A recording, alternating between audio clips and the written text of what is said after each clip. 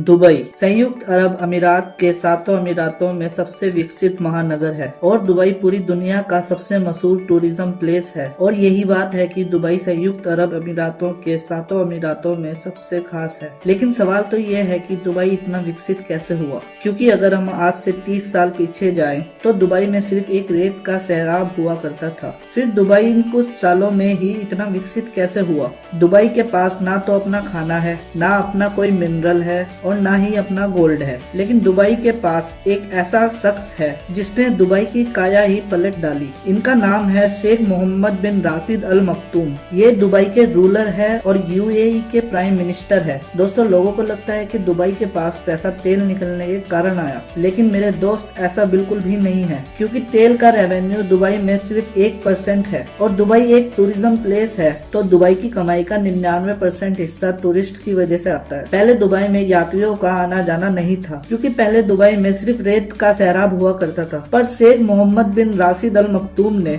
Dubai में रेगिस्तान के ऊपर एक से एक बिल्डिंग्स बनवाने का काम शुरू करा दिया। लेकिन उनके लिए ये कराना इतना भी आसान नहीं था, क्योंकि रेगिस्तान में ऐसी ऐसी बिल्डिंग्स बनवाना नामुमकिन था। पर शेख मोहम्मद बिन राशिद अल मखतूम ने दुनिया भर के बेस्ट सिविल इंजीनियर्स को बुलाया और उन्होंने दुबई में एक से एक बिल्डिंग बनाने का काम शुरू किया। क्योंकि शेख मोहम्मद बिन राशिद अल मखतूम को ये बात पता थी कि दुबई का तेल थोड़े ही टाइम में खत्म हो जाएगा, इसलिए उन्होंने दुबई को एक टूरिस्ट प्लेस बना दिया। लेकिन दुबई पूरी तरह से टूरिस्ट प्लेस तब बना जब इन्होंने 2010 में दुनिया की सबसे बड़ी बिल्डिंग लॉन्च की, दी बुर्ज खलीफा। बुर्ज खलीफा को दूर दूर से लोग देखने आने लगे। दुनिया की सबसे बड़ी बिल्डिंग बुर्ज खलीफा के कई सारे रिकॉर्ड्स बनने लगे, जैसे दुनिया की सबसे ऊंची बिल्डिंग, दुनिया का सबसे ऊंचा रेस्टोरेंट, दुनिया की सबसे तेज चलने वाली लिफ्ट, दुनिया का सबसे हाईएस्ट पॉइंट पे नाइट क्लब, दुनिया के सबसे ज्यादा फ्लोर्स वाली बिल्डिंग और दुनिया का सबसे ऊंचा फायरवर्क्स, मतलब जो इस बिल्डिंग से पटाखे फोड़े जाते हैं। ऐसे ऐसे रिकॉर्ड बुर्ज खलीफा के नाम होने लगे। लेकिन दुबई यहाँ तक नहीं रुका। इन्होंने बना दिया दुनिया का पहला 7 स्टार होटल बुर्ज अल अरब, जिसका एक दिन का किराया 1.5 लाख रुपए है। शेख मोहम्मद बिन राशिद अल मखतूम का विजन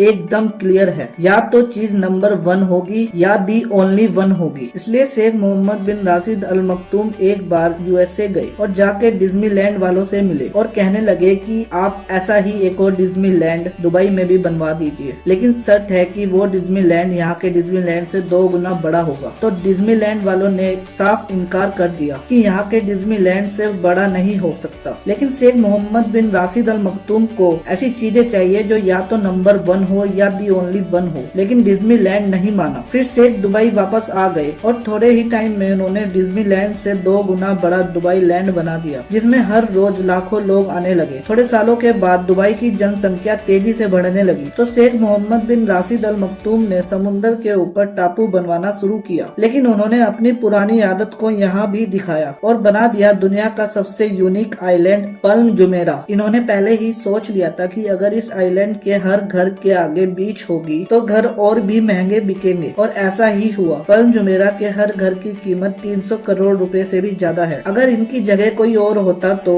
सोचता कि गोल आइलैंड बनवाना चाहिए, जिससे खर्चा भी कम आएगा। लेकिन इन भाई साहब के सोचने का तरीका सबसे अलग है। ये पहले ही सोच कर बैठे थे कि गोल आइलैंड बनेगा तो हर घर के आगे समंदर नहीं होगा, इसलिए पल्म जुमेरा का डिजाइन ऐसा बनवाया कि हर घर के आगे बीच है। इसके अलावा दुबई में एक से एक टूरिस्ट प्लेस है, जैसे दुबई का सबसे बड़ा mall the Dubai mall, under water tennis ground और दुबई का मिरेकल गार्डन, जो कि एक ऐसा गार्डन है जहाँ सारे एनिमल्स की शेप में फूल और पेड़ है और अलग अलग डिजाइन के बगीचे हैं, और यहाँ एरोप्लेन की शेप में भी फूल और पेड़ को डिजाइन किया हुआ है। दुबई में ऐसी बहुत सी चीजें हैं जिन्हें देखकर आप हैरान रह जाओगे, और इतना सब हुआ इनके प्राइम मिनिस्टर मोहम्मद बिन राशिद अल मखतूम की वजह से। आम इंसानों की सोच जहाँ खत्म होती है, वहाँ से इनकी सोच शुरू होती है, और ये आगे भी बहुत कुछ करने की तैयारी में लगे हुए हैं। ये आज ही सोच लेते हैं कि आगे आने वाले 10 सालों में हमें क्या क्या करना है, और जो ये सोचते हैं उसे ये पूरा भी कर लेते हैं। और दोस्तों, अब आप भी सोच लो कि आपको अगले 1 सेकंड में इस लाल सब्सक्राइब बटन को ग्रे करना है, और देखते हैं कि आप ये काम कर भी पाओगे या नहीं। और वीडियो अच्छी लगी हो तो वीडियो को लाइक कर देना। मैं मिलता हूँ आपसे अगली वीडियो में। Good bye.